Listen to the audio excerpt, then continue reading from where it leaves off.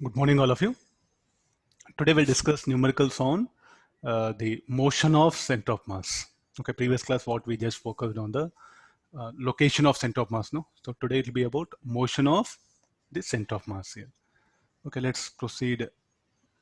Then, before that, let me introduce to the conservation of linear momentum concept.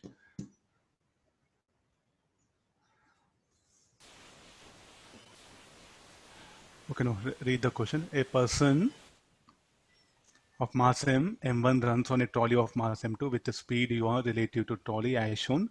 Find the recoil speed of the trolley. Earlier we took person walking, no? Let him run here with a speed u1 relative to trolley. Uh, how the direction of frictions will be?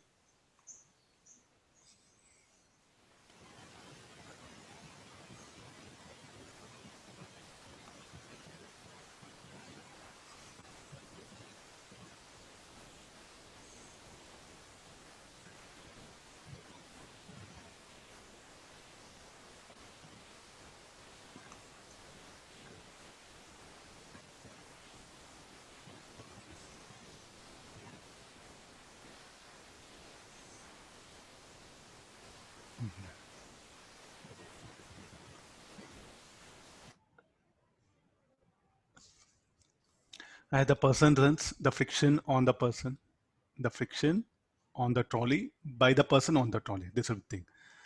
So now, so can we? What is the net force acting on the system along x-axis? 0. So then what is the velocity of person with respect to ground? V1. That of the trolley, because of friction acting, trolley will recoil in this direction. If we walk slowly, okay, then displacement of trolley. If we runs on a trolley, then the velocity of the trolley will come into picture. So what is the net force acting on system along x-axis? 0.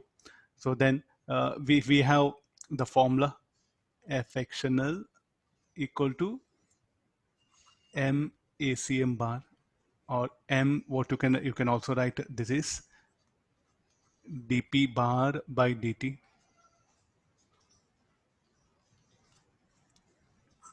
I'll come to later on this one. So F actional equal to dp bar by dt. So what is the net external force acting on system? Is 0. So therefore momentum will be conserved. No? So dp bar equal to 0. So what does it mean? Pf bar minus pi bar should be equal to 0, or Pf is equal to pi bar. So initial momentum equal to final momentum. Initially the person and the trolley, they were at rest initially. Then he'll start walking. He'll start running. So what is initial momentum? It should be equal to final momentum. What is initial momentum? 0. Along x-axis we are discussing. Finally, what when the person is having momentum how much?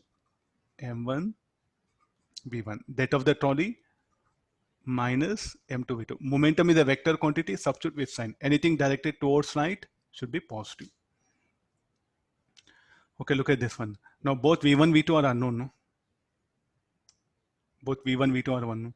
So I'll go for the relative velocity concept. u12, or velocity of person with respect to trolley should be equal to velocity of person minus velocity of trolley. What is velocity of person with respect to trolley? UR towards right. Velocity of the person, we don't know.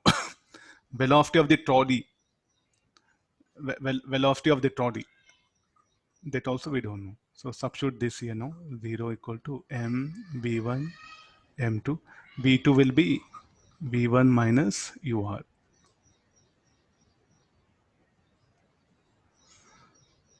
v1 will be ur plus v2.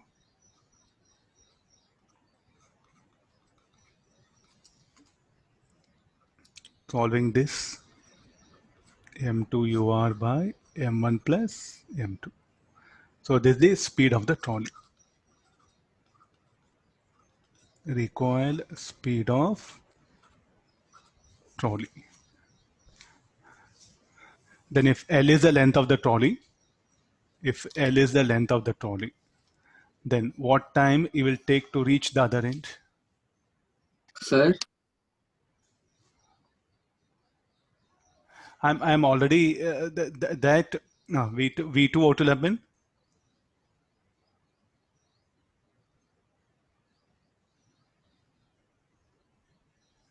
Oh, this is v1 equal to, sorry, some calculations. It's like v2 equal to, I should replace, no?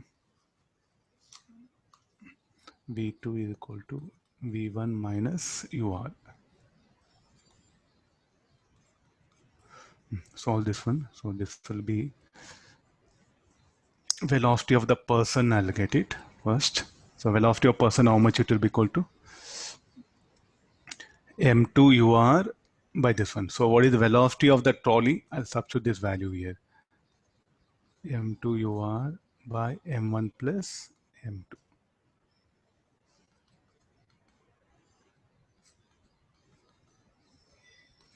A little bit symbols. This is the recoil. This is the speed of person. This is the recoil speed of the trolley.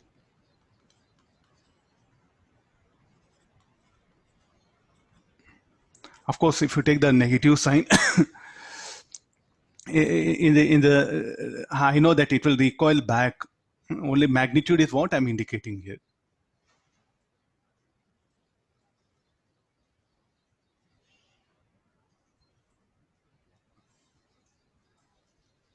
Okay, fine. So this is the, if he walks slowly, if he runs on a trolley, this is the condition. Tell me, like, initially they were at rest, no? You will start running. The kinetic energy got increased. Now, from where this kinetic energy has come? Work done by the person. So what is the work done by the person now? So work done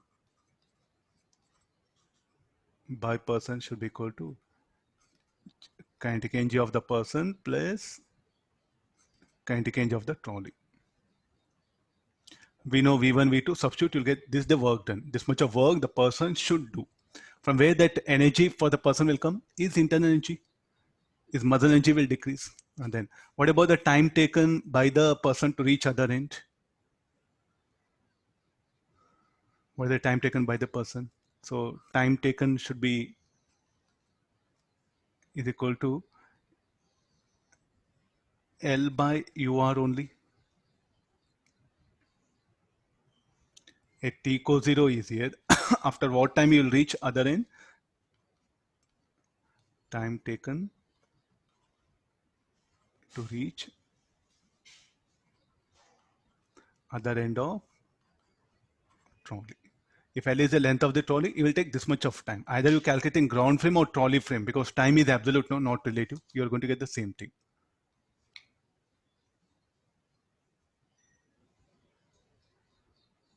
I did that one only. Conservation of linear momentum only. Nothing but conservation of linear momentum is center of mass only. The idea of center of mass only.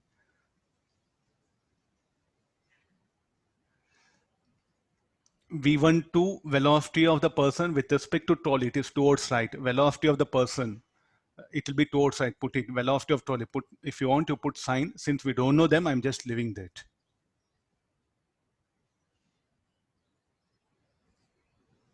Speed of the person, if you calculate here,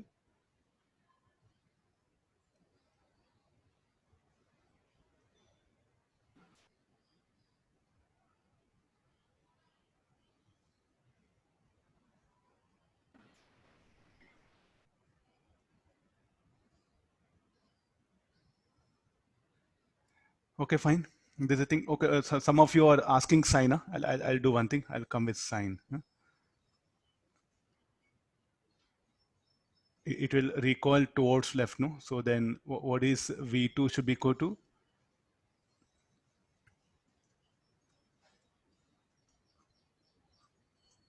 Okay, this much. V2 should be equal to minus V2 or it is like this. Huh? So substitute that minus of minus, this will be plus. In conservation of momentum, this you substitute, sir. Okay, this one. So V2 after substituting, we'll get this much here. So now calculate, you'll get the velocity of this one. That value is substitute here. Now V2 is negative. We know that it will be towards left. Okay, some of you are asking this sign, the vector, no? Like most of the cases, sometimes will not be knowing in what direction it will undergo displacement. So in that, better what will happen? The unknown thing, don't put sign. I think look once calculation. This center of mass concept only, nothing but what is this momentum conserved is nothing but from their moment of arms m1 x1 equal to m2 x2, here m1 v1 equal to m2 v2. This is about, so let's go back to few problems related to. So let there be a person,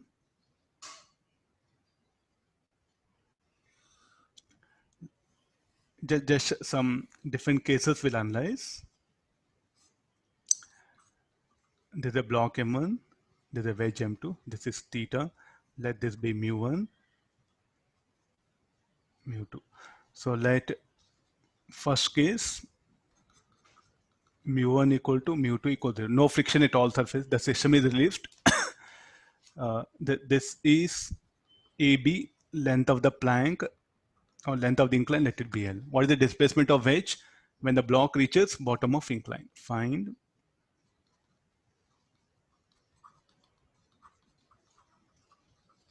displacement of wedge when block reaches bottom of incline. So this is the first condition. What are the forces that are going to act on the block? Normal contact, N1.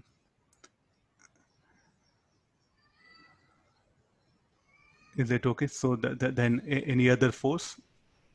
Here N1, the weight, M1G,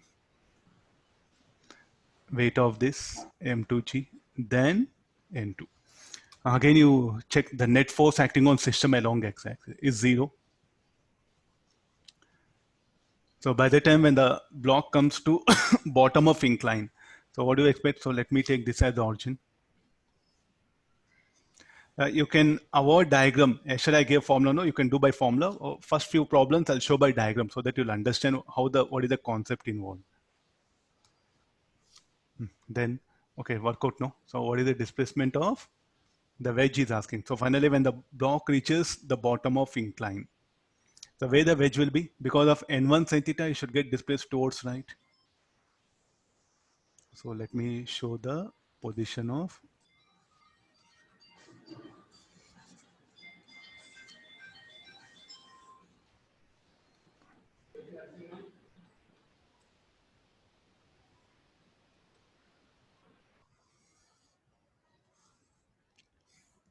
okay. Finally, the block is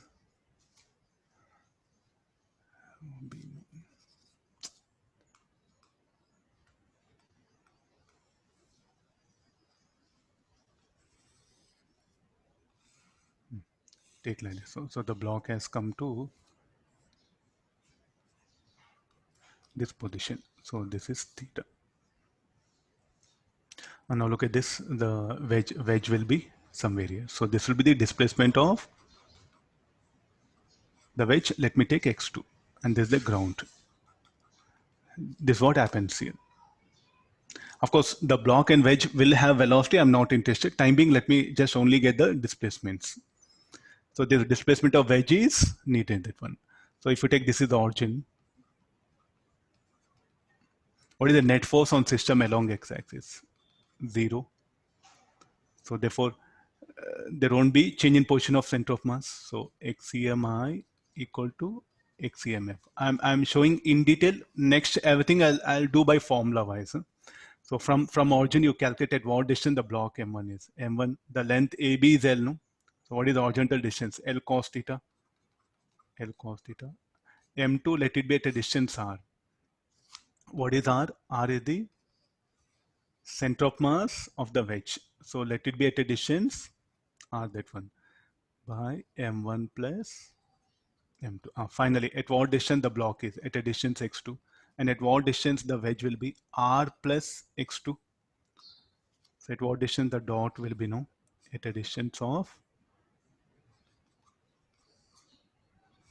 R plus x2 all divided by m1 plus m2. M2r get cancels. So we want only x2. So what is x2 equal to? M1L cos theta by m1 plus m2. This is what the displacement of wedge. Here first case what we took? all surfaces are smooth. If you want displacement of block, you can calculate L cos theta minus x2. The displacement of block will be towards left here. In the diagram, I'm showing the displacement, so therefore I'm not going for any negative signs. And now, how to do by formula? Later part in the numericals we can see like this. If you are unable to think using logically formula, take help of diagram. For that you have to choose origin. Sir, if I change origin, answer will change. No, we know that location of center of mass is independent of the choice of origin. No? So look at the where the center of mass of system will be. Center of mass of system is somewhere earlier here. No, now it will be there only. It has not got displaced along x-axis. No change in position of center of mass. You can see here.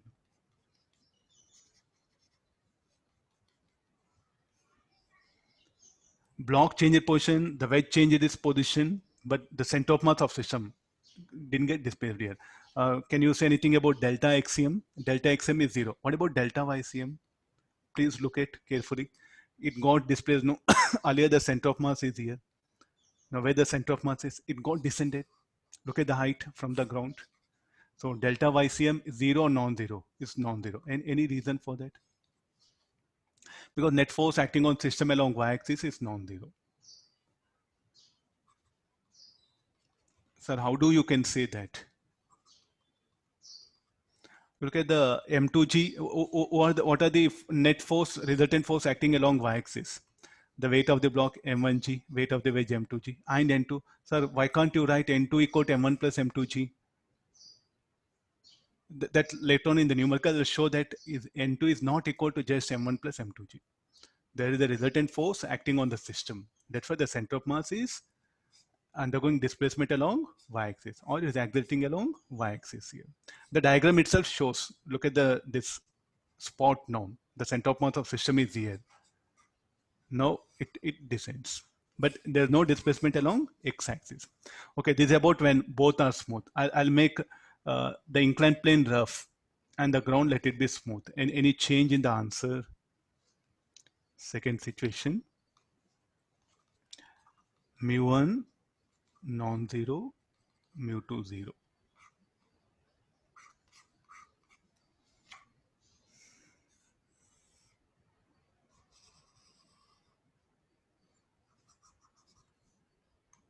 I'll write fresh here.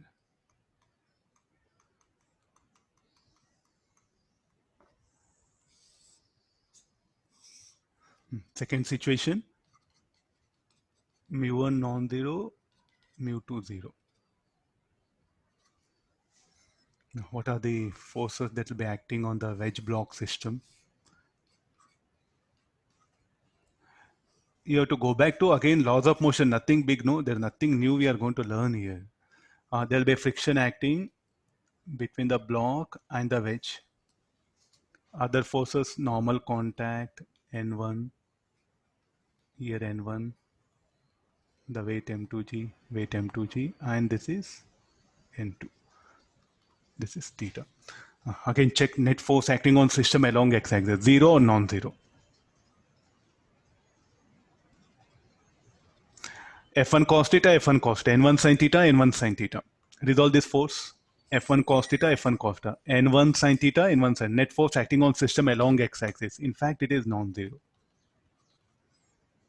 Delta xcm, non-zero. What is the displacement of wedge? Now also the same formula. But sir, there is a friction, nothing to do. Of course, the speed will change, but the displacement will be as it is. What about net force on system along y-axis? Non-zero. Center of mass will shift. Okay, whether the inclined plane rough or smooth, as the net displacement of the wedge will be same. No change from the previous problem.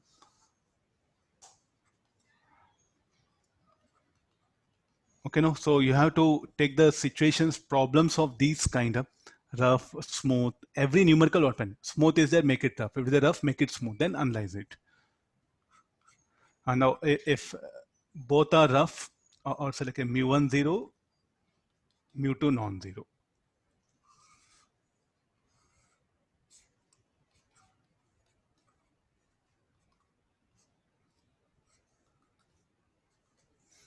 No. What do you mean by mu2 rough? So this surface is rough. So what are the forces that will be acting on the system? Normal contact N1, N1 you show it. There's no friction, so here the inclined plane is smooth, no? This is mu1. Let's take this one. So M2G.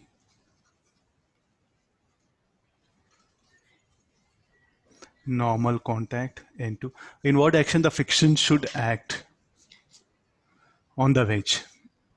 Towards left. Because N1 sin theta will try to shift the wedge towards left, so the friction will be acting in this direction.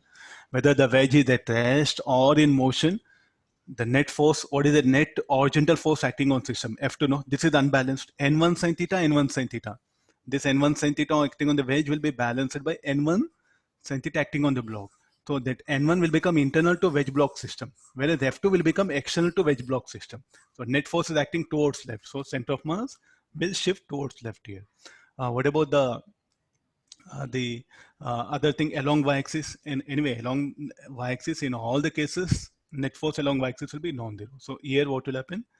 We'll get non-zero, delta xm non-zero. No longer, you cannot use this formula. You cannot use this formula to calculate displacement of wedge. Then how to do that? Calculate acceleration of the wedge. Then what is the time taken by the block to move from A to B? In that time, how much the wedge has moved. They may trouble you with questions of these kind also. Okay. And then along y-axis,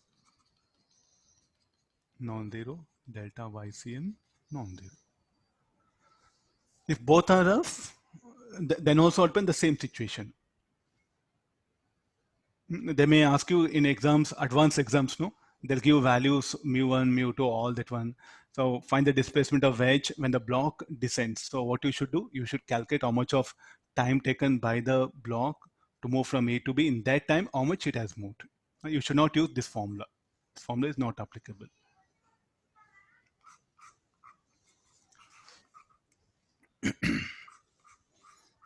Let's take a situation now.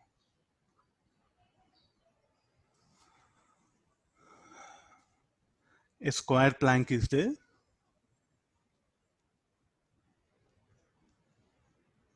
Length of the edge is L.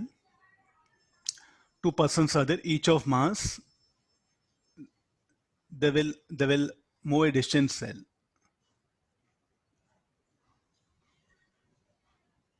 What is the magnitude of displacement of the plank? Mass of the square plank m1. Mass of the person. So let's take the mass of persons. Let it be this person m2. This person, let it be m3. First m2 will walk, no? Because of that there'll be displacement of plank. And similarly, what happened? M3, both are moving. The person begins to walk on a plank. Both are moving simultaneously. We are just taking the problem in two-dimensional motion. Okay, just carry on like first person X will take it. So every time drawing diagram and all will be very problematic for you. So what you should do? M3 delta x3 plus m1 delta x1 equals 0. Will I agree this formula? Now what is the system now? M1 plus M2, you have to take the system. So this is the displacement of the plank along y-axis. Look at the formula M1 plus M2. When M3 is walking, no? So what is the mass? Like a person M2 and mass of the person. That should be considered here. What is delta x3? Displacement of person. So let's go for like this. x31 equal to x3 bar minus x1 bar. Let me take. What is the displacement of person 3 with respect to plank? Plus L.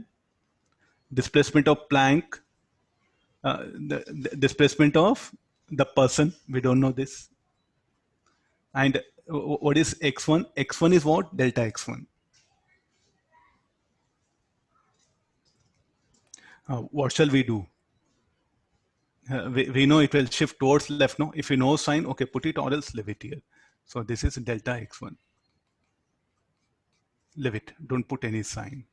So now what is x3 bar is equal to, or here only, L plus delta x1 bar equal to x3 bar. What is x3 bar? X3 bar is what? Delta x3 bar. Symbols, you'll get confused. So directly let me bring in terms of this one. So I'll substitute this. This is L bar, no?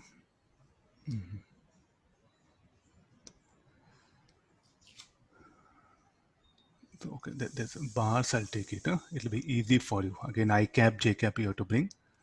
Things will be, it is understood along X, along Y we are doing. So this should be equal to M3, I'll substitute here, M3, L plus delta X1 plus M1 plus M2 delta X1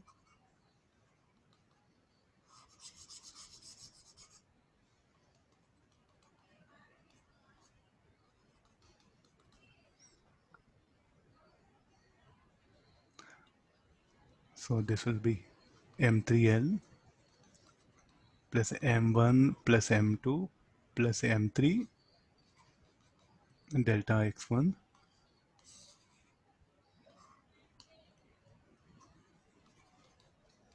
equal to 0. So what is delta X1?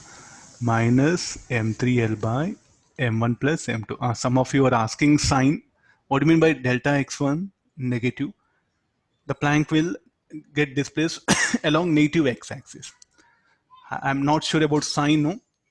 So therefore, don't if you are putting here, if you put minus delta, I know sir, Planck will shift. Put minus delta x1, you'll end up here positive. Are you able to understand? No. So the unknown thing, better don't keep sign. The unknown thing, don't keep sign here. So substitute directly. Just the only thing is what you should predict in what direction the displacement of person with respect to Planck. Only that should be substituted. Mass of the person and second person, M1 and M2, both are there on the Planck. This person walks or pen. What is the other mass that will undergo displacement? M1 and M2 also should move along x-axis. Are you able to understand this? Okay, this we got it now. Now similarly for along y-axis.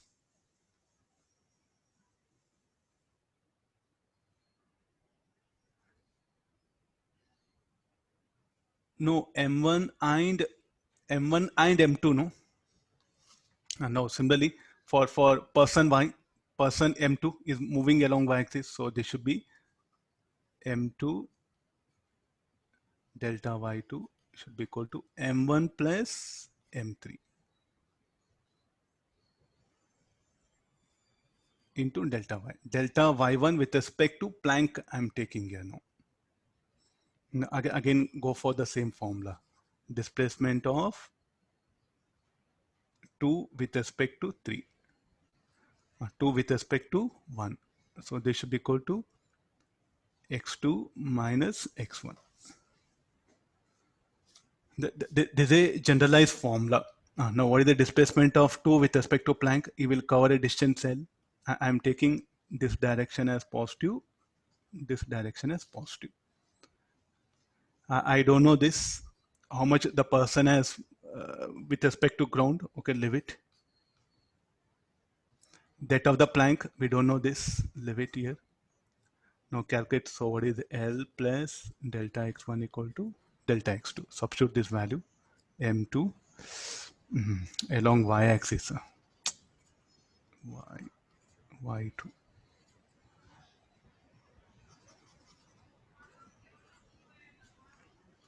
Please wait for in between, wait for total problem. Once it get over, you'll get it that one. So in between, if you ask it, it'll be because you wait for the end of the problem. After seeing the end of the problem, then you can really ask think that one. Along y-axis, no? So M2. So delta y2. So delta y2 is what? L plus delta y1 plus M1 plus M3. So what is delta y1? Displacement of Planck along y-axis should be minus M2L by M1 plus M2 plus M3. What is this? What you should call displacement of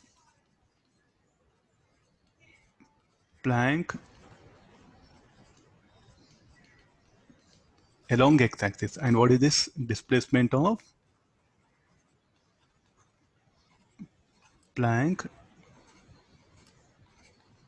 along y-axis. Is asking total displacement. What you should do? Vector sum of this. The total displacement should be the vector sum of this. S should be equal to magnitude of displacement is asking. So delta x1 whole square delta y1 whole square.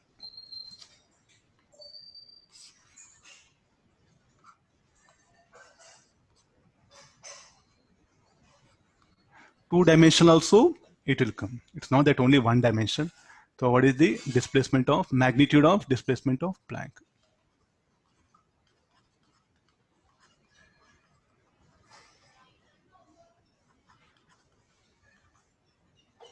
Okay, now why m1 plus m2? When person, you just assume that person 3 is walking, then what happens? Person 2 will be there on Planck, no? Then person 2 plus person 1, they'll undergo displacement. Person 2 and Planck. Again, similarly, you assume m3 attached, let m2 be in motion. Then Planck m1 and the person m3 will undergo displacement. So that's why you have to take m1 plus m2 here. And this you make observation.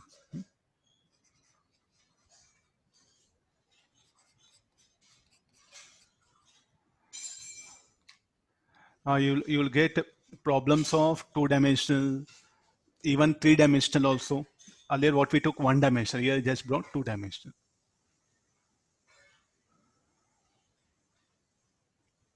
Symbols, this you take care about this one. If I can write only x3. X3 means again you'll think position. That's why delta x3, change in position of the person m3, change in position of m1 plus m2. The net force acting on system along x-axis is 0. So therefore center of mass will not undergo displacement. That's why we are bringing the delta x. Come for this.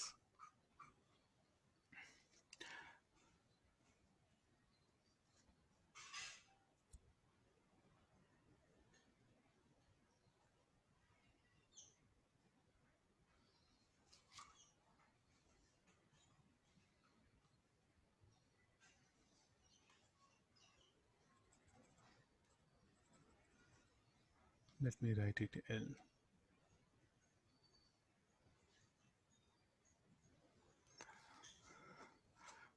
Okay, we have a wedge here. It's a right angle triangle. Read the question. It's a right angle one. So definitely this beta. So what is alpha plus beta? Should be 90 degrees. Two blocks of mass M1 and M2 are connected by massless. I'm bringing tension into the picture. Till now we took only friction, now the tension. If you want, you can make the surface between the blocks and the wedge rough also. Smooth or rough, inclined plane, it doesn't matter here.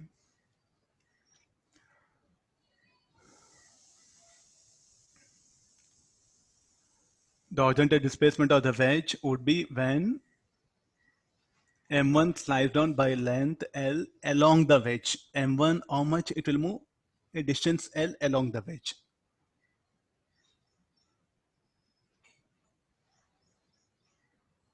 So what is the state of wedge? Wedge will also be moving.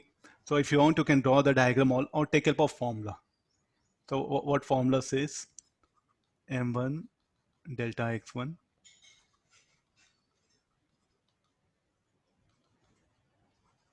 m delta x equals 0. What is delta x? I'll write 3.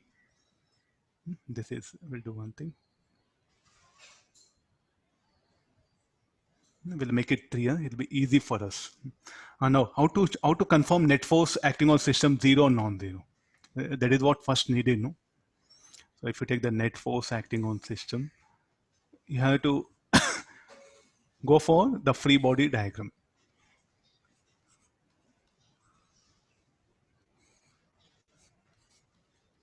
M2, this is M3, alpha, beta. Beta is what? 90 minus alpha.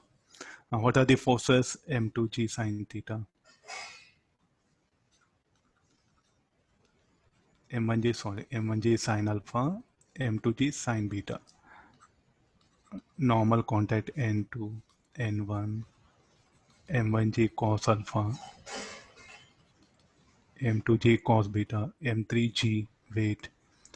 Here normal contact N3, the tension in the pulleys, tension in the string. Even friction is there, you can bring. Even if you make inclined plane rough also, doesn't matter. Any one or both. What is the net force acting on system? You look at the block N2 sine theta, then again that N2, what happened, we have to show it on the wedge also, no? So here that N2, I'm showing it here.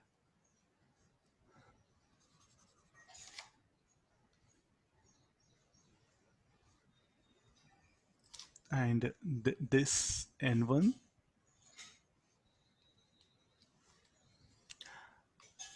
no, N2 sine theta, sorry, N2, so it should be like this, N2 sine beta, here N2 sine beta, N1 sine alpha, N1 sine alpha, T cos beta, T cos beta. So again, T cos alpha, T cos alpha. The net force acting on system along x-axis 0. So I do, in fact, what I wrote this equation is justified. The blocks will undergo displacement along x-axis. The wedge will undergo displacement along x-axis, but the center of mass of system will be at rest because the system is released from rest. Net axial force 0. Acceleration of center of mass 0. Initially center of mass at rest, so center of mass will retain the inertia of rest position. So center of mass will not shift. So therefore, now I can write this equation. But what is the information given? Only the block will move a distance L along the incline. How to bring that one? Because earlier it was a horizontal surface, no? Now this is the inclined one. Again, displacement of block with respect to wedge along the incline is L, no? And the displacement of wedge is so along x-axis with respect to wedge, L cos alpha. So here, I'll begin like this. Delta x13 equal to x1 minus x3. What is x13? Displacement of block with respect to wedge along x-axis, L cos alpha. Anything towards left, negative, towards right, positive. Or towards left you take positive, towards right it will be negative. It's your convenient. So I'll change direction. Why there's no rule that towards right only you should take positive. Let me take towards left positive. Shall we put sign L cos alpha? L, it will move distance along the incline L. Resolve that L cos alpha. Then we don't know this x1. We don't know this called delta x1. Then displacement of wedge. Yes, it will shift towards right, we'll assume. Negative. So therefore, what is delta x3?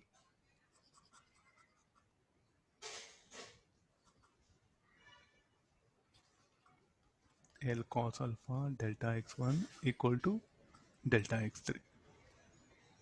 Similarly, come for the second block, x23 equal to x2 minus x3. So how much it will move? L cos beta. It will slide up. If this moves a distance L with respect to wedge, this will move down a distance L with respect to wedge. It will move up, no, distance L. So L cos beta. And what is the direction? Towards left, this is a positive, equal to delta x2, we don't know.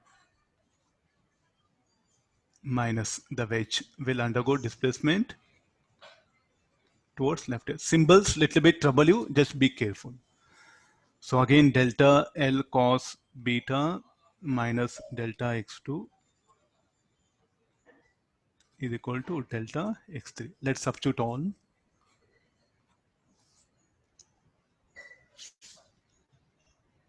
Just only one formula, nothing else there. You should know how to use that formula. That is what all these concepts are. Let's go back to substitution. M1 delta x1. We wanted delta x1, no? This is the thing. Delta x1 will be L cos alpha minus delta x3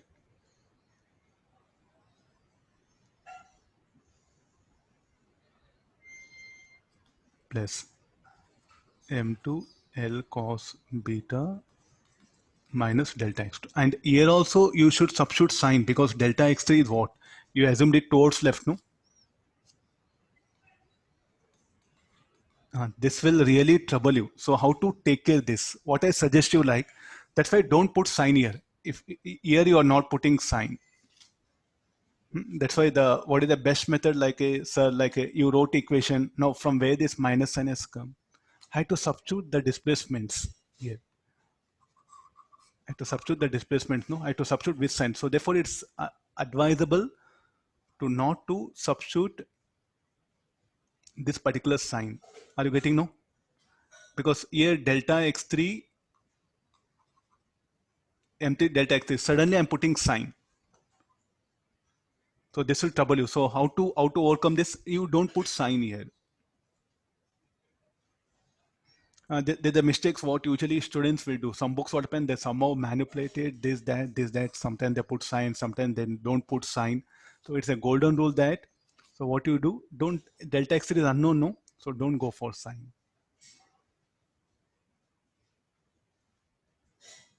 Is it clear? This what I feel. This is most easiest way of learning problem. So then this will become. I'm just changing it.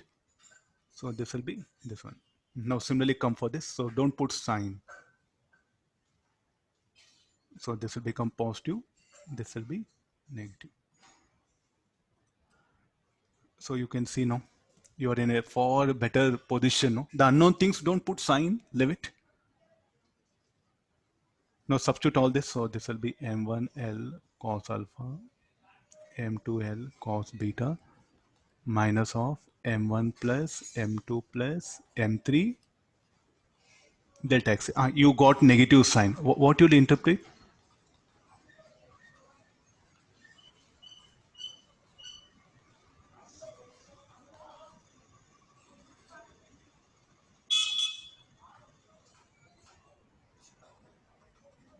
What you should interpret? It will shift towards left or towards right. Got this one. So this is very important because the course of the problem just revolves around this idea. Here, if you go wrong, I think nobody can help you. That's why I'm just telling like what mistakes usually students will do. I'm just highlighting. The unknown things don't make a guess of sign, and the sign you interpret it. If we got negative, the displacement of wedge, so therefore it will shift towards right. This is the displacement of.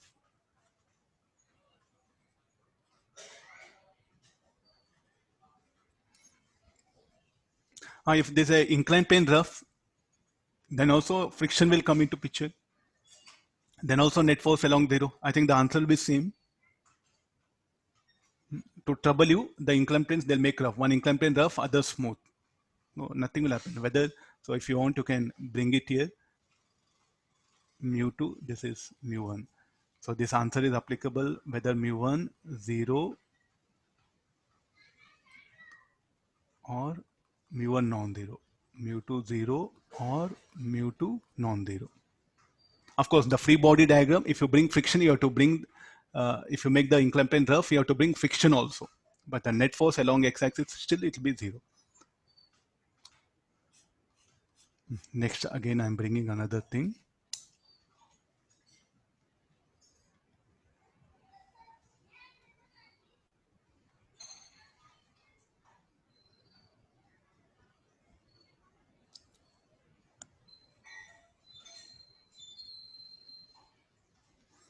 Read the question now.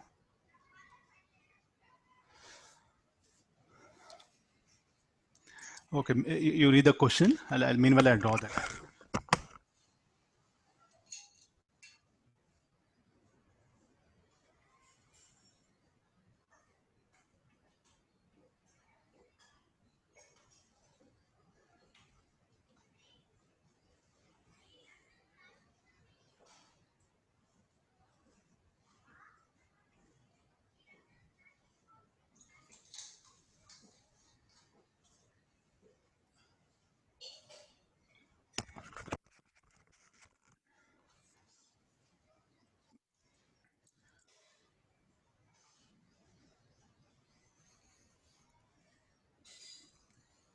There's a rod, and this is the ring.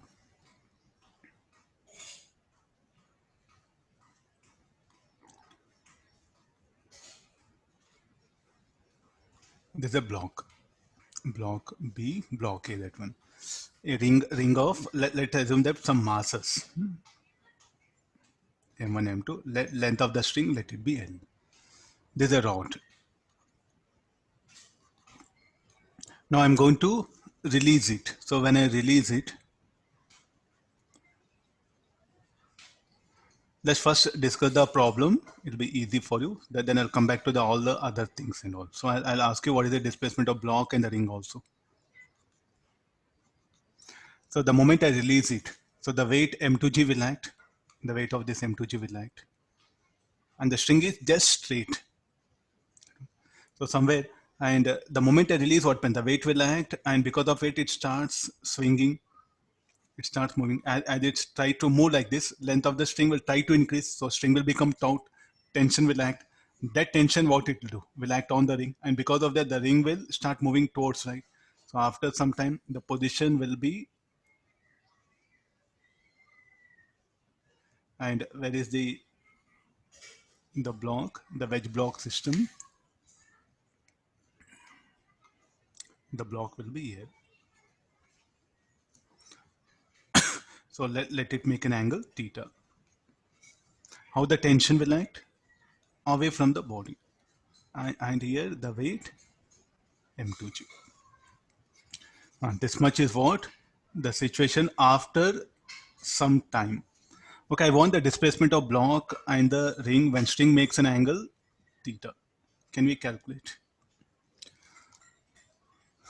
Displacement of block. So initially this was the position of the ring, no? And finally, how much it is at a distance x. So can we calculate the displacement of the ring x minus x naught?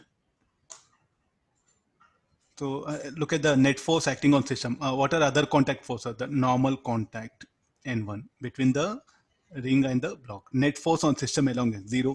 So therefore, still what you can write, the center of mass will not shift along y-axis. So XEMI equal to XEMF. Initial position of center of mass M1 X naught. I'm taking this as origin. You can take directly the ring itself as origin. It's left to you. If it is, this is the origin M1 0. Okay, so and let me choose. This is. So can we choose initial position of any object as origin? Yes. Then in that case, this will become displacement of ring. Okay, fine. You can choose wherever you want origin. I made this as origin to simplify the calculation. So initial position of the ring, let it be origin. So here release it from rest. It is. I'll come to the options later on. So now M1 0, at what distance the block M2 is there at a distance L from the ring initially. So M1 plus M2. Finally, M1 X1 plus M2 L cos theta.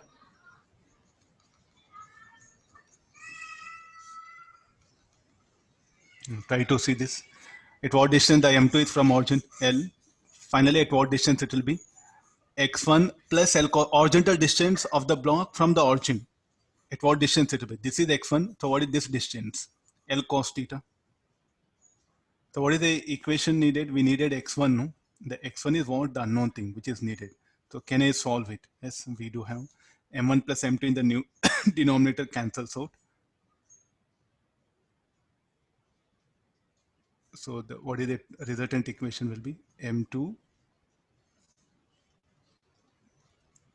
m2l minus m2l cos theta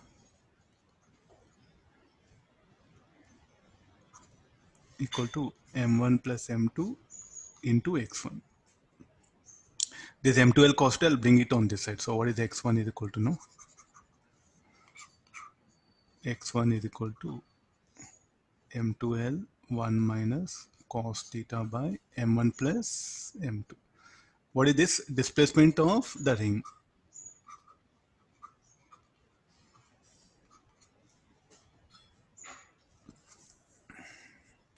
Similarly, can we calculate how much block has moved? Yes, we can calculate. Or directly you can use formula. It's left to you. What is the state of this block? It will be having a velocity. What is the state of this ring? It will have velocity. Can we calculate that speed? Can we calculate that particular speed? Yes, we can calculate that one. So can I, how to get that speed here? So finally, okay, we'll go for, finally, what happens when string becomes vertical?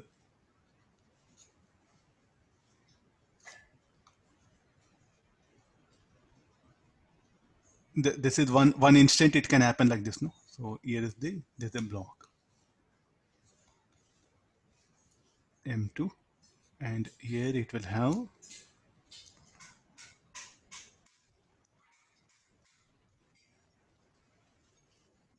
or let it be V1, V2, I'll write it, V3, V4.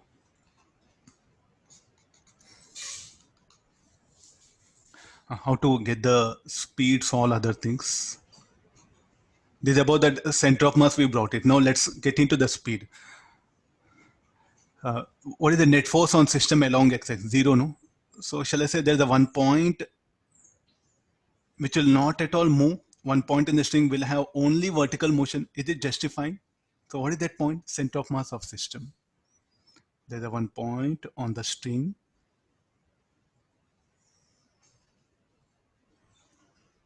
I'm going to draw a vertical line.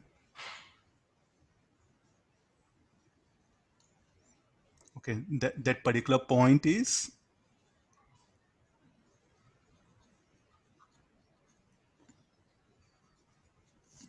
that okay, no?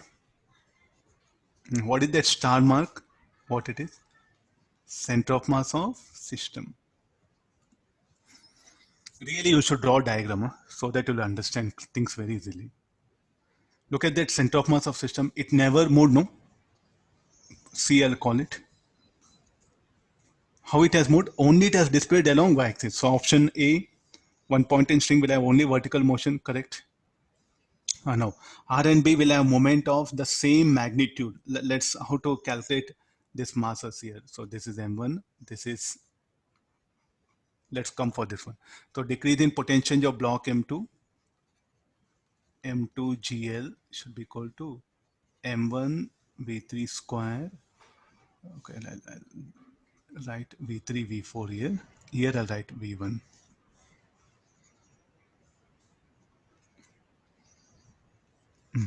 M1 V1 square by 2, M2 V2 square by 2. Two unknowns are there, no? Can you apply conservation of linear momentum as net force is 0? So M1 V1 minus M2 V2. When the string becomes vertical, the speeds of R and B will be inversely proportional to their masses. Yes, it should be, no? So option C also we can pick up. R and B will always have moment of the same magnitude. R and B will always have moment of same magnitude. Will I agree? No, only when become horizontal momentum, no, along x-axis. You see what is the momentum here? So here M1 V3 is not equal to M2 V4. Any reason? What is a V4? How it is V4? V4 is somewhere in the plane, no? All the time not possible. But when the string becomes vertical, its momentums will be equal. M2, here you take theta. M1 V3 minus M2 V4 cos theta. The part of some momentum will be there along y-axis also, no? So therefore we can't pick up this option. And when the string becomes vertical, the speeds of R and B will be inversely proportional. R will lose contact with the rod at some point. What is R? R means R will lose contact with the rod at some point. Not possible, no? So almost all ideas are included here. Conservation of mechanical energy, conservation of linear momentum, and center of mass.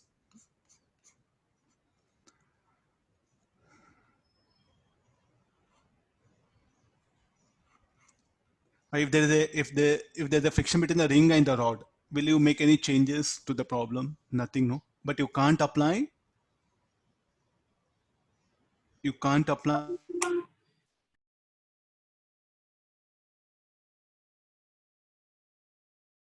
my equal to XCMF.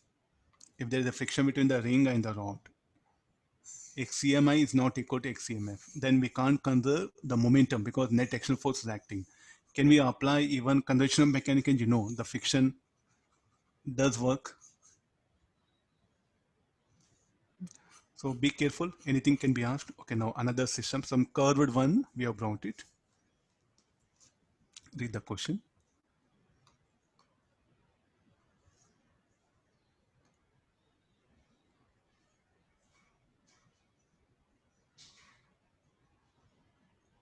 That's all, no. See, delta XM, delta Fx 0, so center of mass will not shift. That's all. See, center of mass will shift in the direction of net actional force. Net actional force in the direction 0, in that direction, center of mass will not shift. Finish short. There's a golden rule. Look at the system now. We have. This is a hollow sphere, or you can take a pipe, no? You can do this in your home also. In vessels in kitchen, some containers will be there, no? In that you take another small cylindrical container, leave it, and keep it on some smooth surface. You can see the displacement of them. You can do this by formula or the diagram. It's left to you.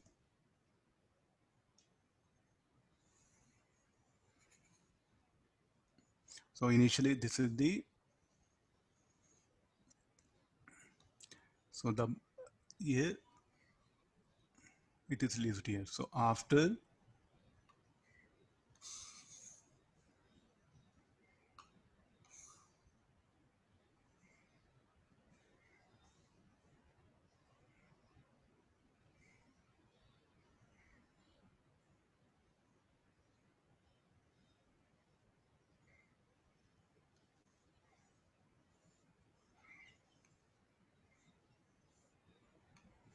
okay, read the question. I'll adjust the diagram.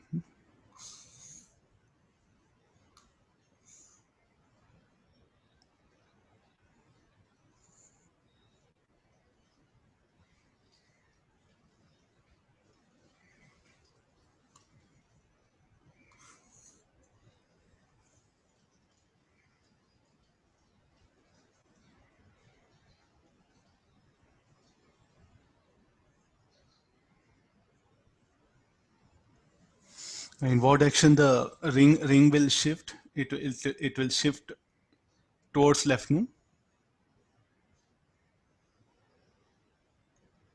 Let's take this one.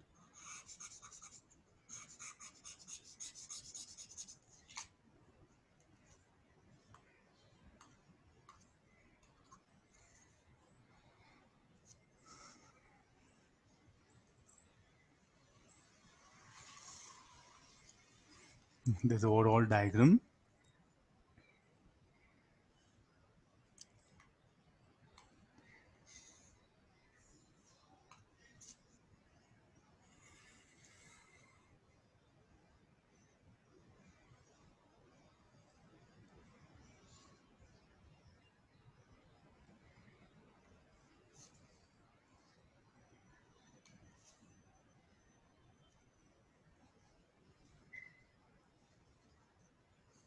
Try to look at the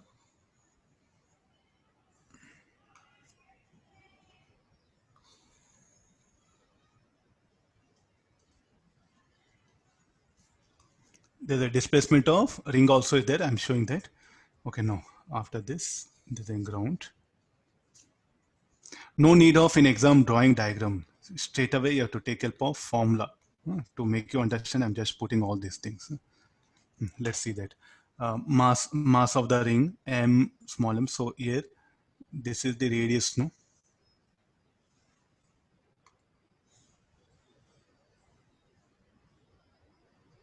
There's a radius. How much it is? Let it be r. This is m2. This is m1. Radius of this, let it be smaller. Later on, I'll make it m1 equal to capital M, all that symbols will change. So finally, this will be the position. You can pick up anything as origin. It's left to you. Anything as the initial position itself, you can take the origin. So this is O2, this O1, this O2, and this O1. Now, if I release it, what will happen to why the pipe, this hollow sphere? So if you, for your convenience, so this is hollow sphere, no? Hollow, this is the solid one.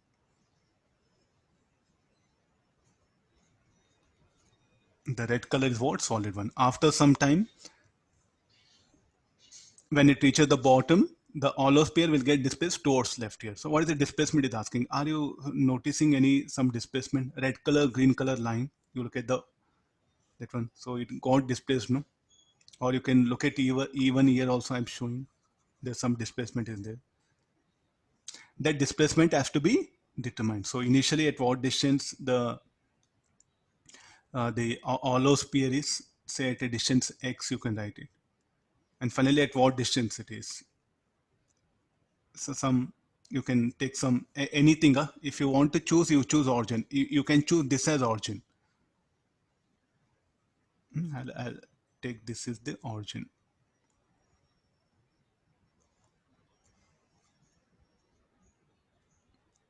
Let me take this is x2. The O2 got displaced, you can see it. Okay, let's write equation straight away. At what distance, net force on system, normal contact, n1 sin theta, n1 sin. Of course, it will be variable, but net force is 0. So delta xem 0. So xemi is equal to xemf. What is xemi? I'm choosing this as origin. You can choose anything as origin. I'm choosing this origin. So at what distance m1 is? At a distance r minus r, m2 0 by m1 plus m2. What about xemf finally? Finally, what happened? Both they are at a distance x2.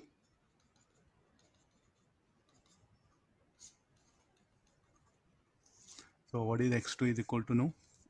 Equal to m1 r minus r by m1 plus m2. This is a displacement of hollow sphere.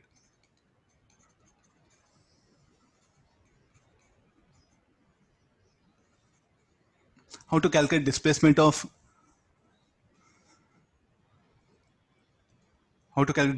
smaller sphere?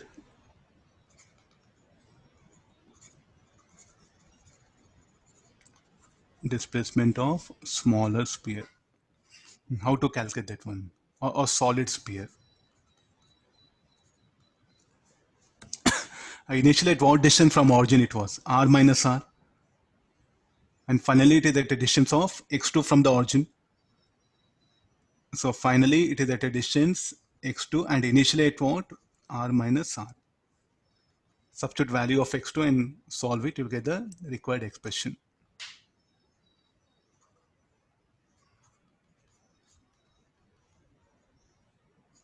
This will be the thing. And what is the state of them? They will be having a velocity, sir. They will be moving. They will be having a velocity. This will having a v1. This will have a speed v2. How to calculate that v1, v2? Shall we take decrease in gravitational potential energy of the solid sphere? How much gravitational potential energy got decreased? m1g r minus r is equal to m1 v1 square by 2 m2 v2 square by 2. v1, v2 both are unknown. No? How to overcome, how to bring that one? They are released from rest. Release from rest. So therefore, initial momentum equal to final momentum. Any reason for this? Any reason for that? m1 v1 minus m2 v2. Why minus m2 v2? Momentum of the larger speed is towards left here. So the decrease in potential of smaller sphere got converted into increase in kinetic energy of the smaller sphere and bigger sphere. Here hollow and solid is what we have taken.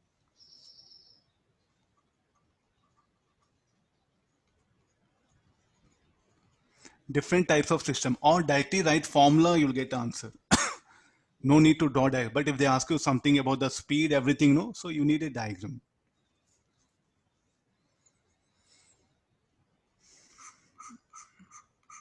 Come for next one.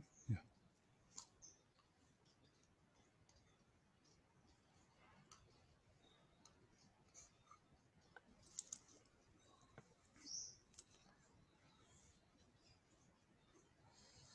Read the question carefully.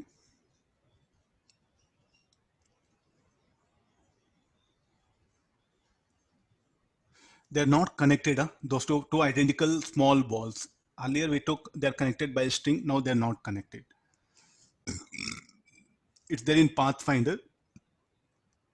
So just I took this problem where earlier we took blocks are connected, M1, M2 placed on the wedge. Here the balls are free to move.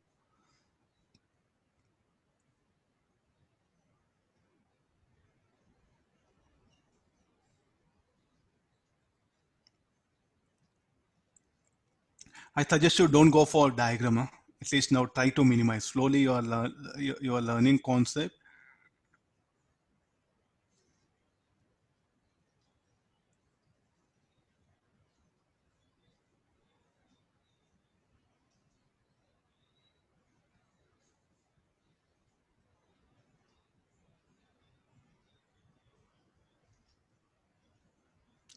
The small balls. So I'll proceed like this. I'm not going to give any further diagram, just only the, so this you take M, this also M, let it be M naught, I'll write it because capital M, small m, so we'll make a difference of that, M naught. This is alpha, this is beta, and it is having a small,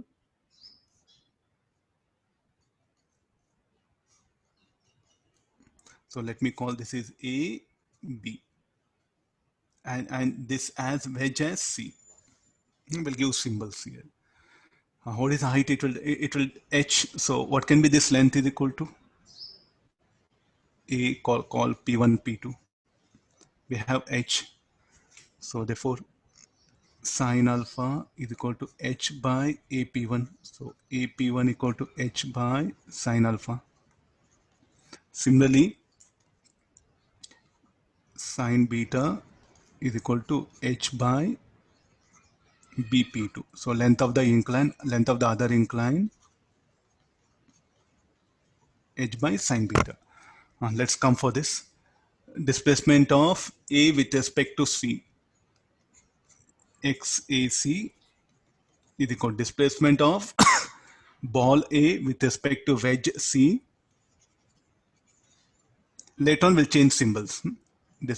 Displacement of ball A with respect to wedge C along x-axis should be equal to displacement of ball A with respect to ground along x-axis minus displacement of wedge C along x-axis. So what is the question asked? When the balls are released, they roll down the inclined face of the wedge and at bottom get stuck in special traps. How far will wedge shift during movement of ball relative to wedge? Is asking displacement of wedge, no? XCX.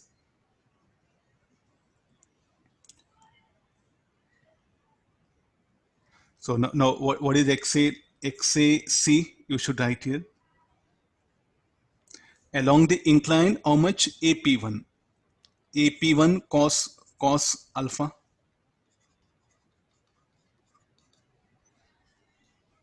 And what is the direction? Towards left. So towards left, I'll take it positive.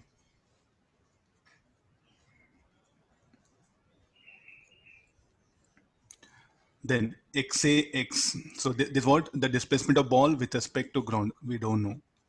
That of the wedge. Wedge, either it will move right or left, no? Let it be. So let's assume that it is moving towards left here. Then again, you have to take care that sign when you're substituting there also.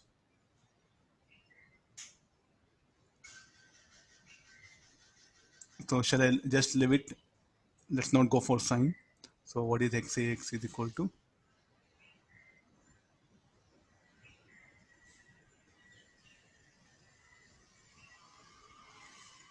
XAX is equal to AP1. We don't know AP1. Okay, let me substitute value. What is AP1? H by sine alpha. Oh.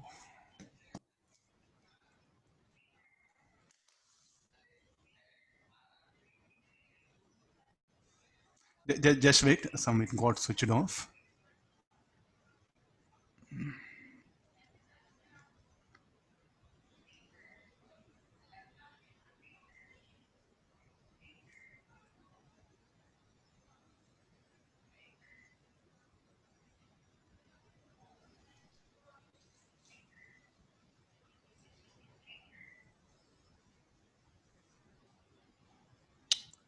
Oh, everything lost.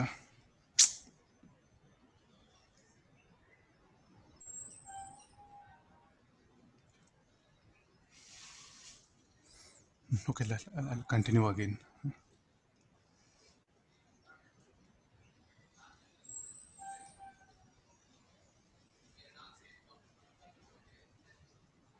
Okay, I'll finish off soon that one.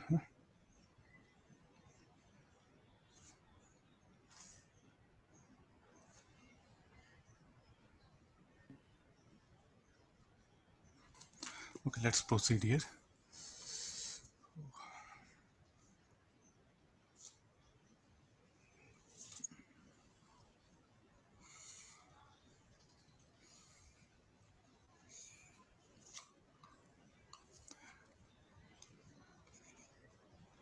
This is a block M, A, B.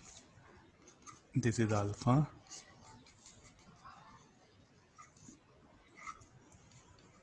This is beta. This is voltage. And we'll give symbols P1 and P2. No. Come for this. So what is sine alpha? Let's first get the mathematics properly. So sine alpha H by AP1. So AP1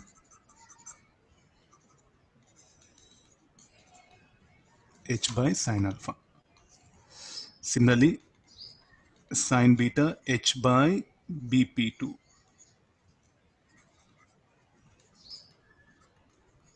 Length of the inclines AP1, AP like a BP2. Sir, not able to see his screen. You're unable to see. Sir, we Yes, cannot sir. see. Wait. Oh, this is some.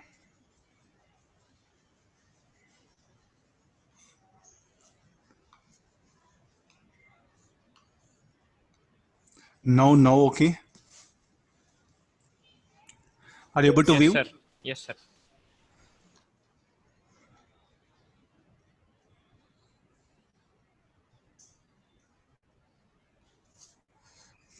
Okay, that's the same diagram. I'm just continuing. Sine alpha H by AP1, sine beta H by BP2.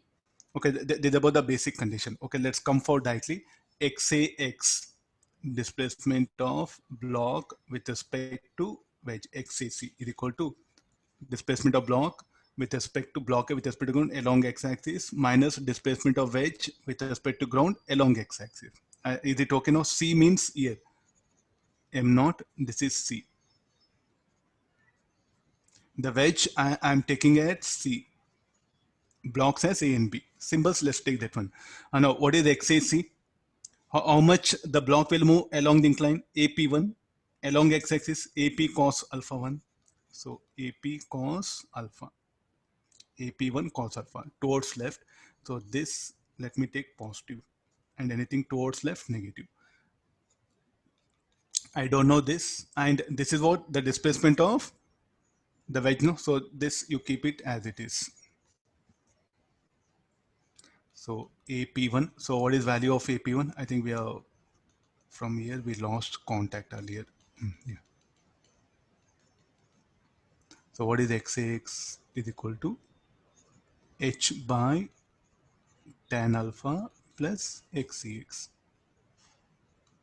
Any other symbols you can apply it. It's your connect. Similarly, you go for XBC, displacement of block B with respect to this equal to XB X minus XCX.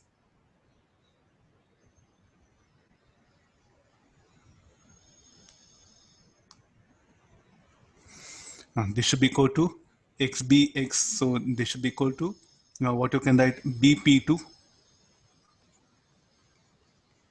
cos beta. Shall I put negative? Why negative? That'll be towards right, no? And I'm not sure about this, and I'm not sure about this one. So what is XBX now? Should be equal to, let me substitute this. So what is value of BP2? H by sine beta cos beta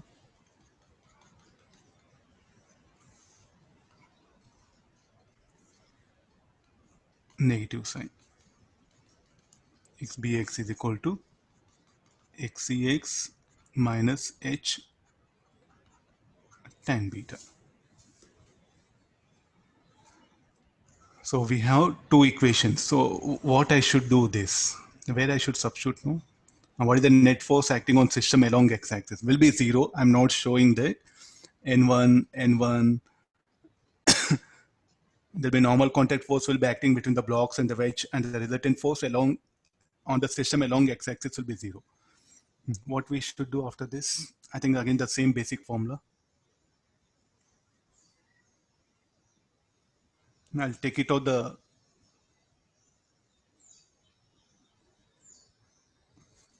write down the equation. So what is the equation, generalized equation we should write? Mass of the block A, ma into xax, mb into xbx plus mc into delta xc. What is xax? Displacement of block with respect to like a ground along x-axis. So what is ma? Ma is m. I'm substituting all with symbol that one, and this is h tan alpha plus xc. Xcx is xc that, or we'll keep it xcx only, this one. No, this is m. Xcx minus h tan beta plus this is capital M or m naught delta xcx equal to xc. Delta xax equal to xc. Delta xbx equal to xb. If you are familiar with the symbols, you can manage, you can carry on. So therefore, what is xc should be equal to m h 1 by tan alpha 1 by tan beta all divided by m plus m plus m naught, where m naught is capital M.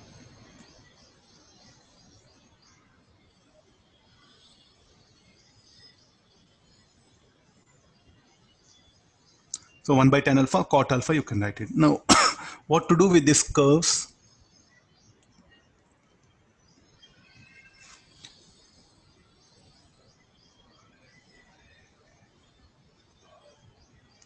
What to discuss? Just to show that it will not escape, means it will come and collide and get stuck to it.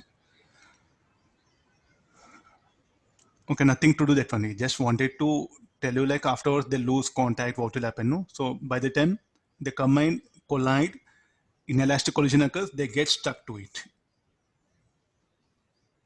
So, yeah. Sir, it is 1 by tan B minus 1 by tan alpha. Negative sign, no? Yes. I'll do one thing. This is x, here negative will come. Now, what do you mean by negative? It will get displaced towards left.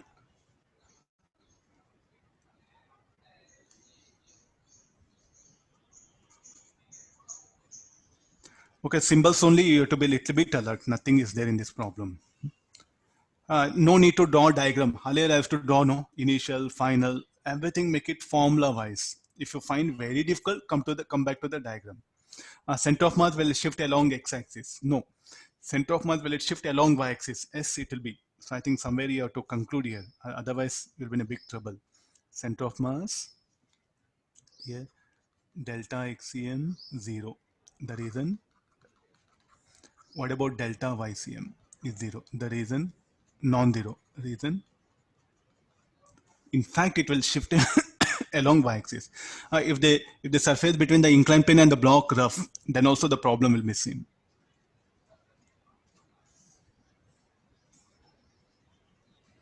Okay, no, similarly, I am.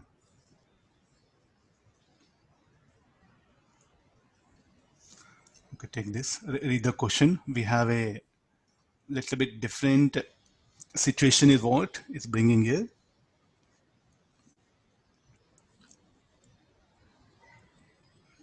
The block B will be connected to wedge C by a rod also there. So how you manage with this rod?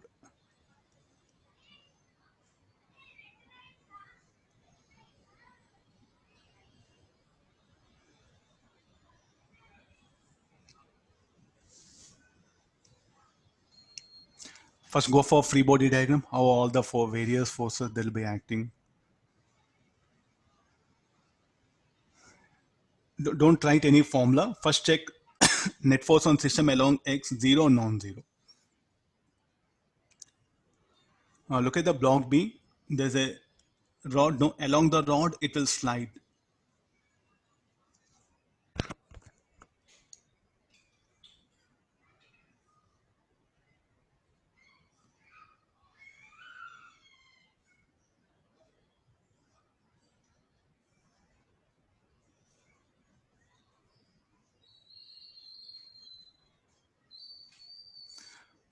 Net force on system along X, zero, non-zero.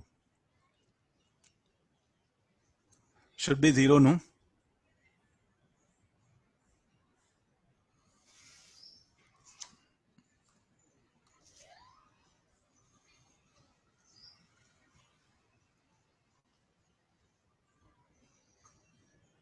Okay, there's a block M and there's a string.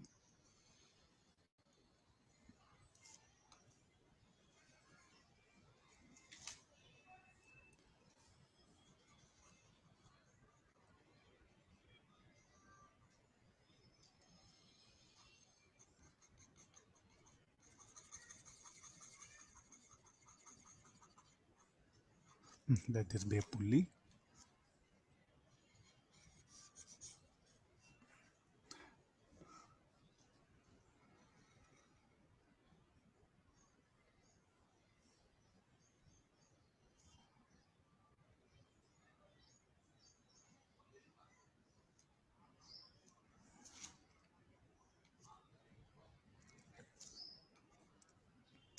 So there is a rod is there. You have to be very careful about the rod. The rod is what here? It is connected to the wedge. So you can see clearly that one. So now this will be the block.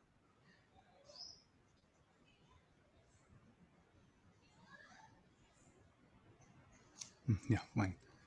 So the mass of this will be 3m. That of the wedge will be 2m.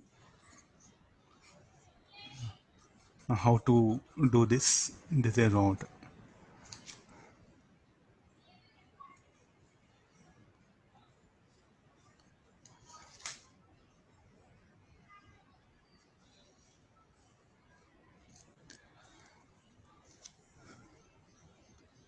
And let's go for the net force acting on the system. This is A. He has given this is B and the wedge as C. Anybody? Net force it should be zero, no? So yeah, what are the forces now? Tension. normal contact N1 on the wedge. On the wedge here N1 by 2 mg by the ground. Here, in what direction? If you release it, the wedge will try to shift towards left. So when it is moving, what is the direction of normal contacts? We have to show it. How the normal contact between the block B and the wedge. The rod will try to push it. No? The rod will exert force on the block towards left. In turn, the block will exert force on the rod towards right. Is that okay? That normal contact? Because see, like along the block will slide along the rod, and the wedge will be moving towards left. When it is moving towards left, the rod will push the block. So show that normal contact here in this direction. By the rod on the block.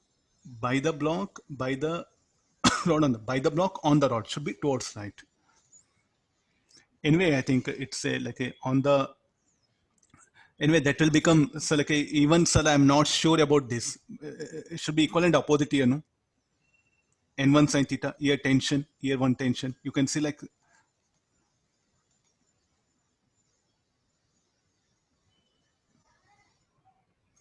okay, no, I'll show that particular force here. So this is like force acting on the rod, and on the rod, I'll show it here. It'll be easy for you. Everything will mess up there.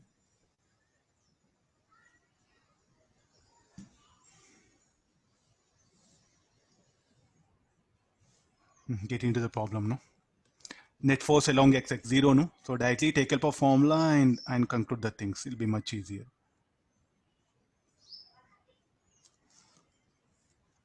I'll go for the formula. Net force on system along x-axis 0.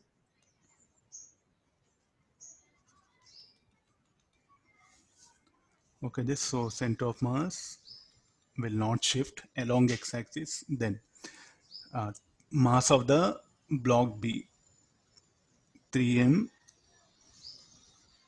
minus xbx. Depth of wedge also, it will have displacement minus xc. Wedge, how much block? No, the block B is released from a height 27 centimeter above the floor. Find the displacement of the wedge when the block B touches the floor. When B touches the floor, then what is the displacement of wedge is asking. How much this let it move with respect to wedge, it will move. No? What is SAC? Displacement of the block with respect to wedge along the incline. With respect to ground, how much it should be. SAX, so here I don't know that. I'll keep it here. Okay, let's come for the relative. So displacement of the block with respect to wedge along x-axis should be equal to SAC cos theta should be equal to displacement of block minus displacement of the wedge. Why negative sign?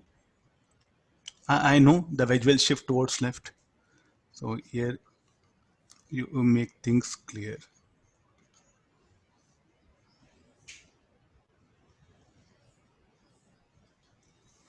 So cos theta value is, we know cos theta 2 by 3. So let directly substitute this. 2 by 3 xax plus xc. Keep this equation in hand, or xax will write it is equal to 2 SAC by 3 minus xc.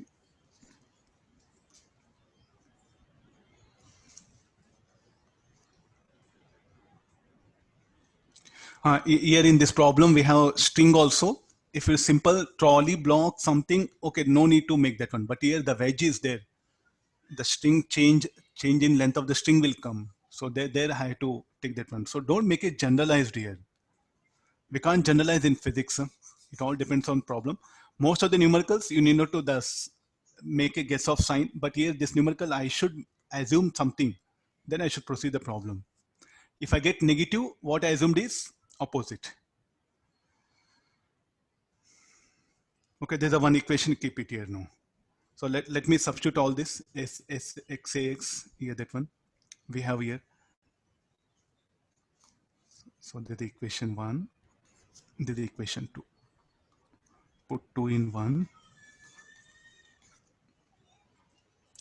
minus 3m xbx minus 2m xc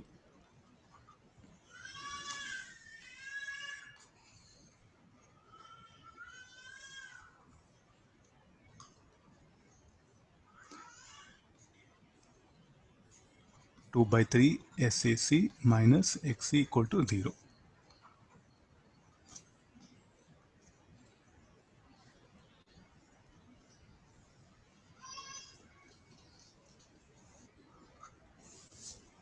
That's all, no?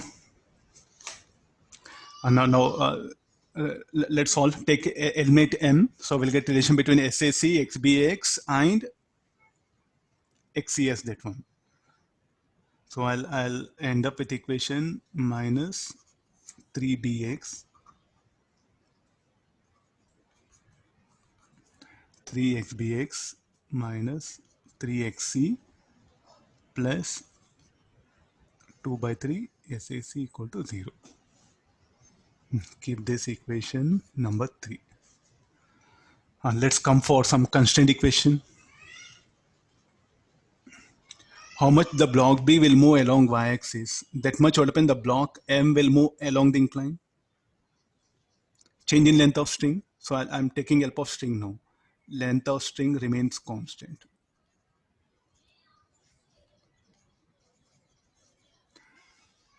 So therefore, how much block B moves along y-axis? That much what happen, the block A will move on the wedge along the incline, with respect to wedge along the incline.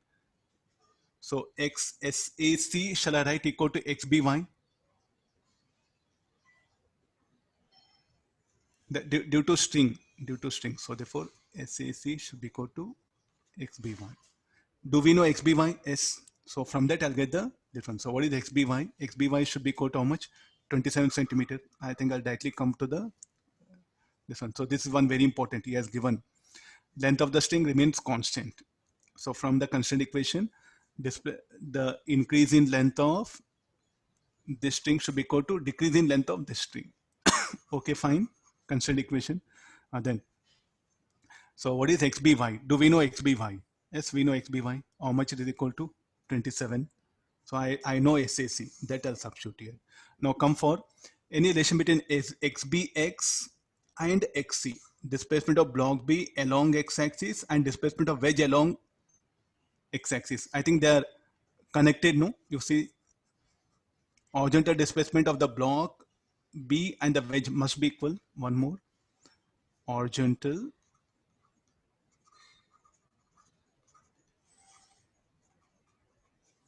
displacement of block B and the wedge C must be equal. So therefore, what you can write here, XC should be equal to SBX. So there's equation 4, 5. Solving all this, we'll get the required answer. Anybody value? Put 4 and 5. 3 centimeters. Yes, sir. So it should be towards left. Yes, sir. Okay, no, so some constraint equations like this, anything they can include here. No? So just first go for net force acting on system 0, non-zero along axis, then proceed here. And where all strings are there, what you should do, whenever you get a string where blocks are connected to the string, then length of the string remains constant. So that also you're going to take help of here. The major part of the idea of the problem. Without this, I think we can't manage, you see, constraint equation. And this is due to rod.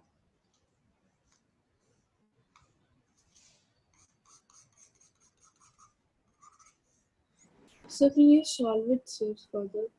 Huh? On substituting in the... What ma? Like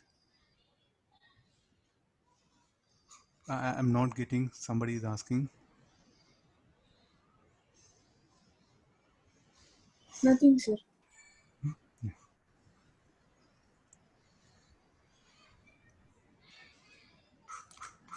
Okay, no. The last one. I think time not there.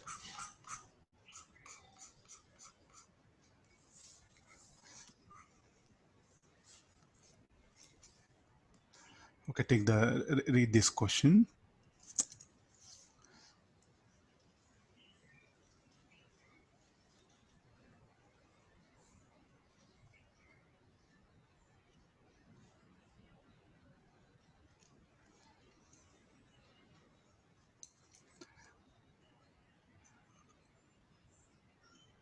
We are taking problems where sometimes net force 0, sometimes non-zero, no?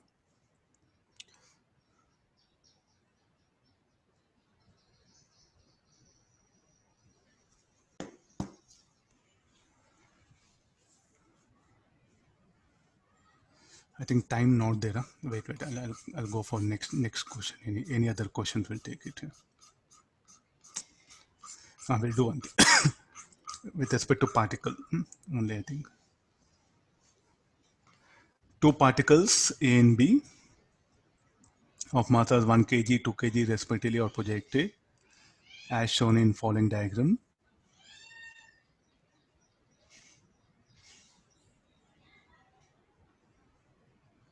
Let's discuss some problems related to particles also.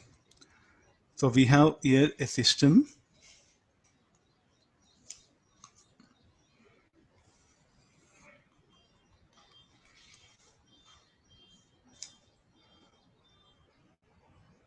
So particle, so this is ball A and this is a ball B.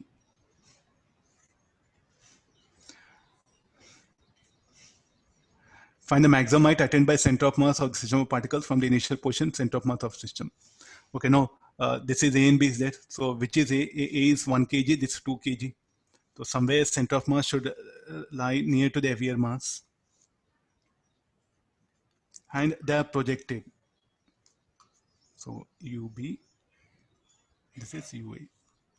This is the initial position of center of mass by IC. He's asking to get the maximum height to which center of mass will ascend from the initial position of center of mass of system. This is initially center of mass is here. How to calculate? No? So directly take help of all the describe the motion of center of mass. Don't bother about the particles. So what is the acceleration of center of mass? Acceleration of center of mass should be equal to ma into A plus mb into ab by ma plus mb. What is mass of the particle? 1. So how g will act downward? No, minus g. Mass of the particle 2, g will act downward. So 1 plus 2. What is the acceleration of center of mass will be? Minus g. Will be downward, no? This is the acceleration of center of mass. Then what is the initial velocity of center of mass? UCM.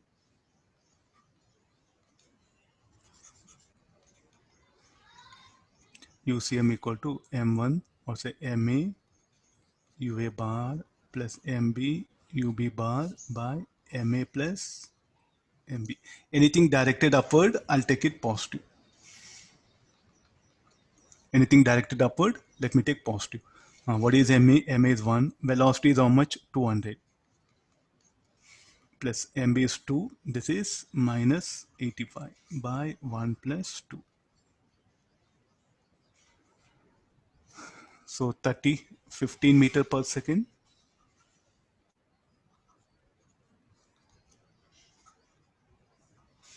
This is initial. Sir, acceleration of B should be plus G, sir. Y plus G. Sir, it's downward, no, sir. No, both are. Mg will act in the direction, no? Mg will act downward, no? Yes, sir.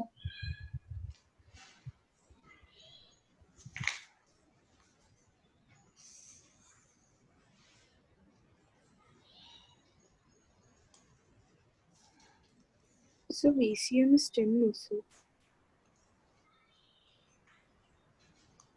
VSM is how much? 10, Anybody? sir. 10. Huh? I got positive. Okay, let it be 10 here now. This is the initial velocity of center of mass. Positive means it will be upward. So here, this is what UCM. What will happen? We are not bothered particles. It's only about the center of mass is being asked here. So how to get this one? So somebody is asking, sir, it should be plus 2g. Okay, try to think. I'll also Oh, think. I got it, sir. I got it. No, after this, what is the maximum height with this one? So how to do that one? We know acceleration of center of mass. We know initial velocity. So what is the maximum height ascended by the center of mass? So any formula shall apply. Equations of motion means what is telling? The equations of motion, what you earlier we were using, no, it can be also applied for the center of mass also. Not only for just any object, no, even for center of mass also you can apply equations of motion. Even center of mass accelerating, if varying with the time, you can take help of all that particular formulas what we earlier studied. So applying that, the height ascended by center of mass should be equal to UCM square by ACM. 2 ACM, H equal to U square by 2G. So 10 square by 2 into G it is. 100 by 25 centimeter. From where? From initial. So initially at what height it is?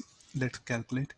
So this should be 2 into 90 plus 1 into 0 by 2 plus 1. So this will be 360 meter from the ground.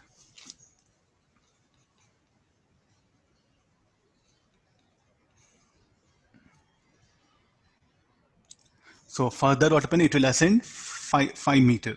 So what will happen to center of mass? It will just move by 5 centimeter, and it will be here. So this will be the.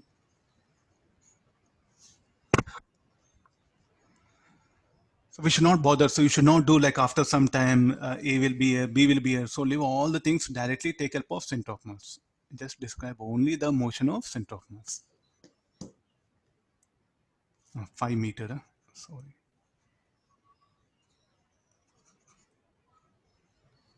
When center of mass it has maximum height, where the particle A and B, they may ask you this also.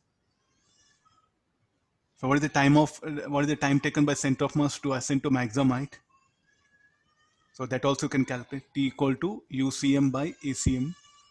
Then with the help of that again you can manage, no? And when center of mass is at maximum height, where the B and A will be. Any of the things they can ask you. And now similarly, if I project two particles here now this concept you can extend like this. There's a ball A, I'll project with a speed U, another ball B, I'll project horizontally. Let this be theta. Then what is the trajectory of B? B will be like this. Then what about A?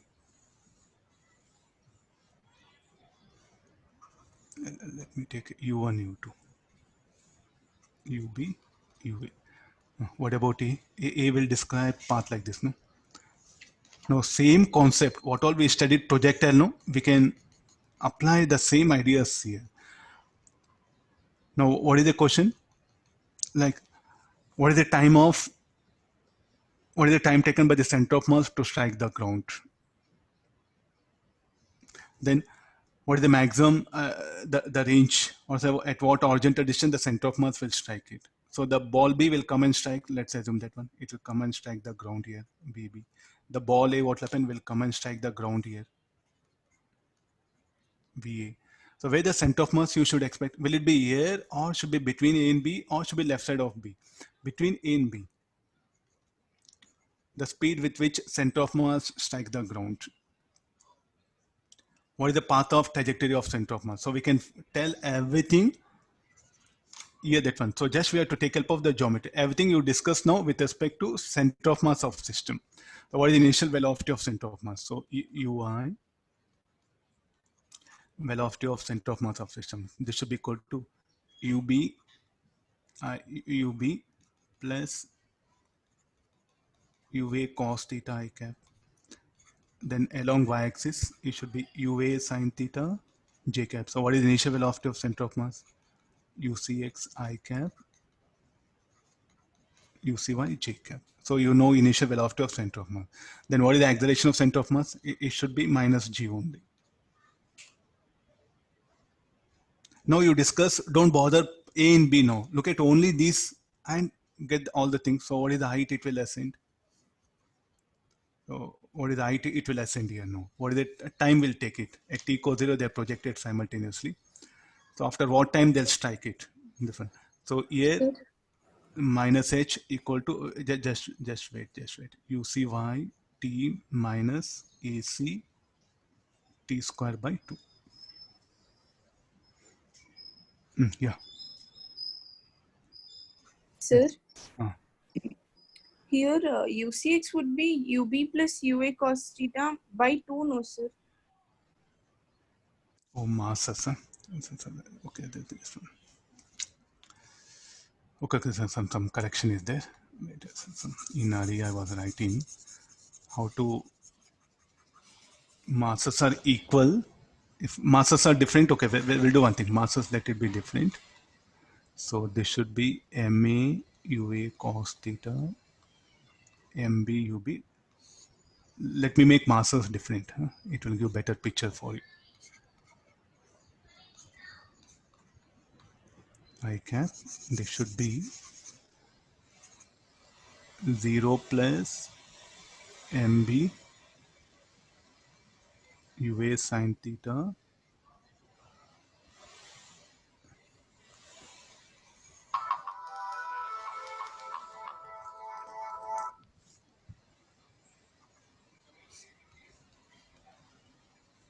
Okay, fine. I'm making things like this. Let's take masses different, so that you'll get a better picture. They can ask you how to calculate initial velocity of center of mass. There's a method. So shouldn't that be MA UA sine theta? MA symbols. MA UA sine theta J cap MA plus MB. We assumed all things. Fine. Okay, this is about the now what will happen? Initial velocity of center of mass should be like this. Everything you should use velocity to calculate initial velocity of center of mass. If masses are equal, then by 2 you write it. Masses are equal. Then how to calculate acceleration of center of mass? Again, the method is same. Minus MAG. So here acceleration of center of mass, what you're going to write it here? AC is equal to MA minus G, J cap.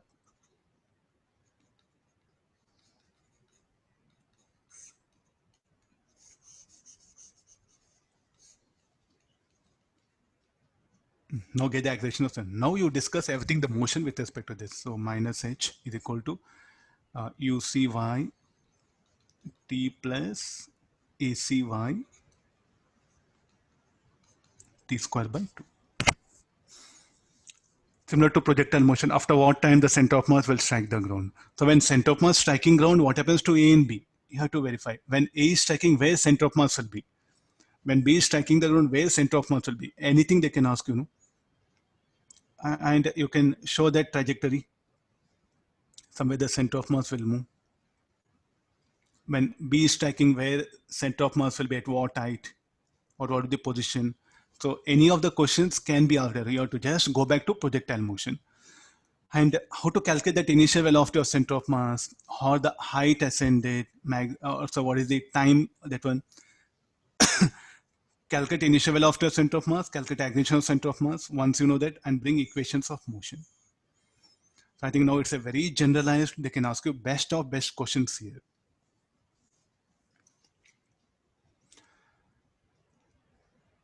Okay, fine. So tomorrow I'll start with the conservation of linear momentum. Already I introduced here. Tomorrow we'll exclusively focus on that.